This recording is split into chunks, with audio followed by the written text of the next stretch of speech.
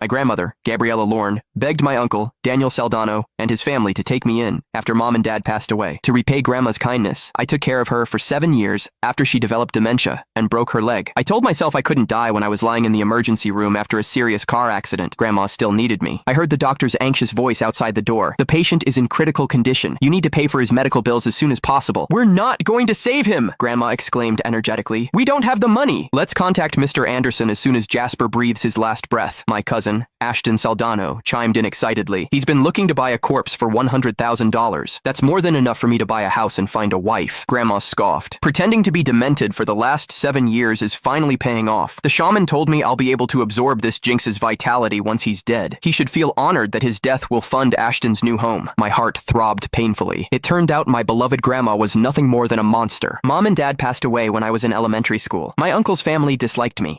Grandma was the only one who smiled at me kindly before she became sick. My life turned upside down when she was diagnosed with Alzheimer's 7 years ago. I resigned from my high-paying job to take care of her. I woke at dawn to prepare her soup, gave her massages, and washed her soiled clothes. If Grandma felt displeased, she would scratch, bite, or beat me with her cane until I was black and blue. My fiancé broke off our engagement because she couldn't stand how the Saldanos only knew how to take. I sat on the balcony and smoked the entire night after she left. Drool leaked from Grandma's lips as she shot a goofy smile at me from her wheelchair. I suppressed my bitterness, telling myself she didn't understand because she was sick. I believed I was the only one she could rely on, but it turned out everything had been a farce from the beginning. Seconds before I lost consciousness, I heard the shrill beeping of an alarm. The doctors revived me. The nurse's eyes held sympathy when she told me the Saldanos hadn't paid a single cent of my medical bills. They had confiscated my phone and bank cards. The hospital's charity fund temporarily covered my bills. It took 2 months before I could move around with help. None of the Saldanos visited me during those 2 months. I had also lost contact with my former friends because I was always busy looking after Grandma. I felt truly alone. My left arm was in a cast when I was discharged. I hobbled home and was greeted by the delicious scent of meat and seafood. I let out a bitter laugh. For 7 years, I had eaten only bread and cookies to save money for Grandma's medical bills. I had never had such a grand feast. The braised ribs are delicious, Mom, Aunt Molly said. Serve some to your grandmother, Ash. Eat more, Grandma. The crabs arrived this morning. They're very fresh. Grandma, who was supposed to have dementia, sat steadily at the head of the table. She was holding a juicy crab leg, her lips covered in grease. Uncle Daniel peeled crab for her while Aunt Molly piled the meat on her plate. The Saldanos were the picture of harmony. It was an insulting sight. The bag of medicine slipped from my fingers and fell with a loud thud. The laughter died instantly. They turned to face me as if they'd seen a ghost. Grandma was the first to react. She slumped bonelessly against her chair, her lips crooked to one side, drool spilling down her chin as she made silly laughing noises. Her swift transformation would have won her a trophy in an acting award ceremony. "Oh, you're back, Jasper," Uncle Daniel said. He didn't show any concern, only annoyance at being interrupted. Ashton wiped grease from his lip.